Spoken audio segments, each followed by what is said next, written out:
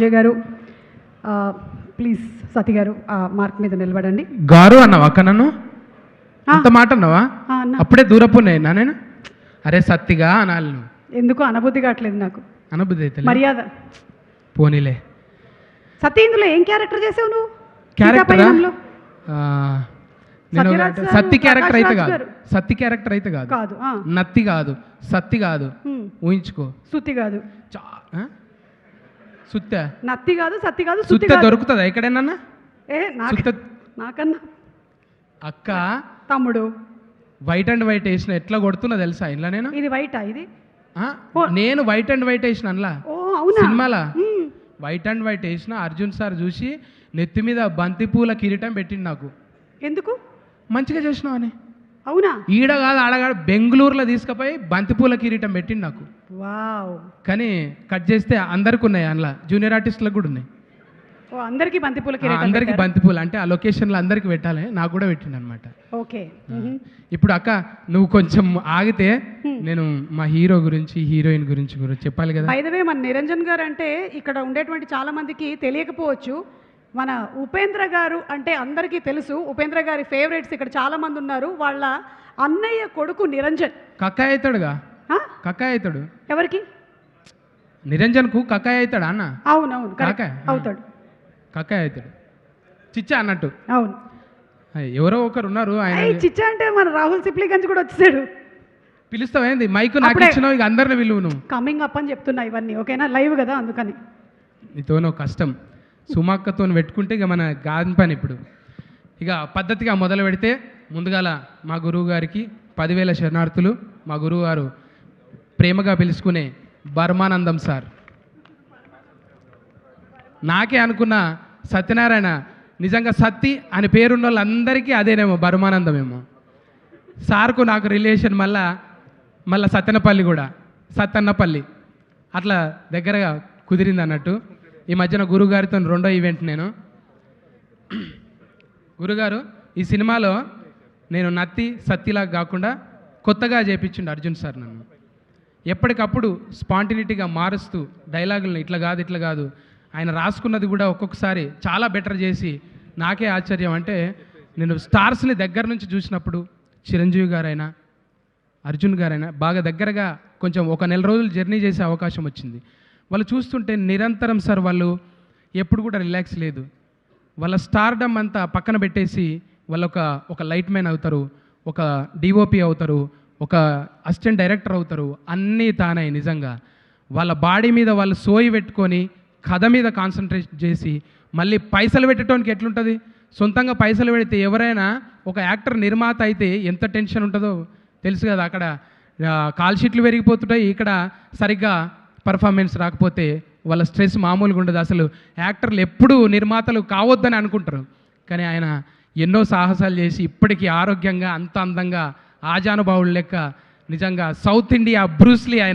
ఆయన ఒక్కొక్క గుద్దితే నిజంగా ఎల్లొచ్చి ఆయన బిజ్జల దేవుడు ఈ మధ్యన గుద్దిండేమో ఇటుక బిడ్డల్ని. ఆయన ఎప్పుడో గుద్దిండు అసొంటివి ఇట్లా గుద్దిండే కదా బిజ్జల దేవుడు. అర్జున్ సార్ ఎప్పుడో గుద్ది పడేసిండు రికార్డులన్నీ. ఆయన గురించి చెప్పాల్సిన అవసరం లేదు. ఆయన వేదిక మీద అంతకుముందు జరిగిన ఈవెంట్లు అబ్జర్వ్ చేయండి. నేచర్కి సంబంధించిన వాళ్ళని పిలుస్తాడు ఆయన. నేచర్కి ఎవరెవరు సేవ చేస్తున్నారు, నేచర్ని ఎవరు ప్రొటెక్ట్ చేస్తున్నారు నేను బాగా గమనించిన. అంతకుముందు సింగర్స్తోని కొంతమందితోని అప్పుడు గద్దర్ వాళ్ళ వైఫ్, గద్దర్ గారి వైఫ్, వాళ్ళ కూతురు విమలక్కతోని అందరితోని కలిసి కూర్చొని అంటే అట్లా ఎప్పుడు ఏమి ఇవ్వాలి, మనం ఎవరితో మాట్లాడాలి, నిజమైంది గౌరవం ఏంది, మనం ఏమి ఇవ్వాలి, ఈ సొసైటీకి మనం ఏమి ఇవ్వాలి.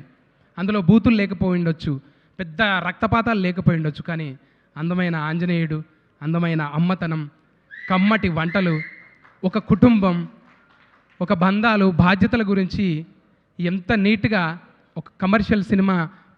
ఇది కావాల్సింది సొసైటీకి.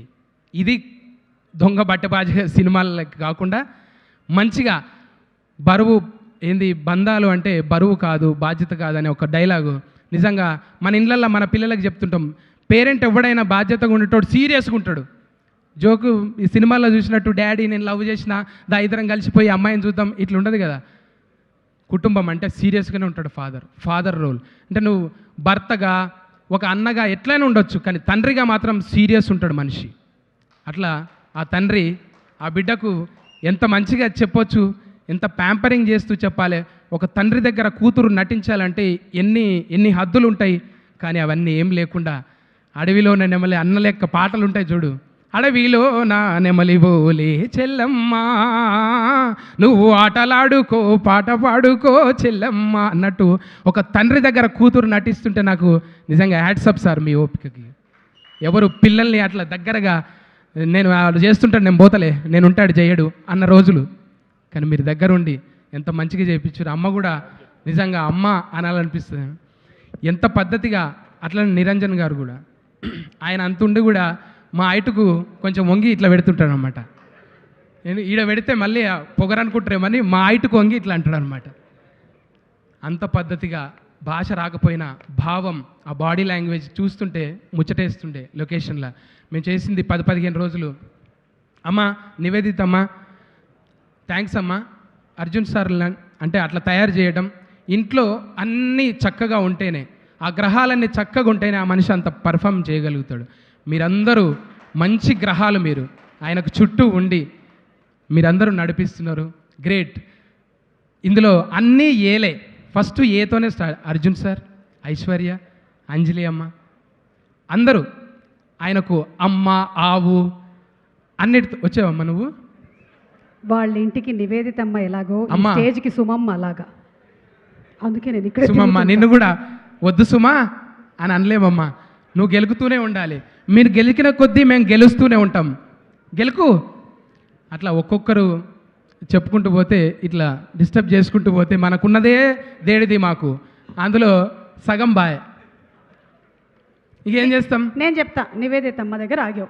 నివేదితమ్మ థ్యాంక్స్ అమ్మ. అట్లా తయారు చేసిన చాలామంది ఉన్నారు, నేను అందరి పేర్లు చెప్పకపోవచ్చు.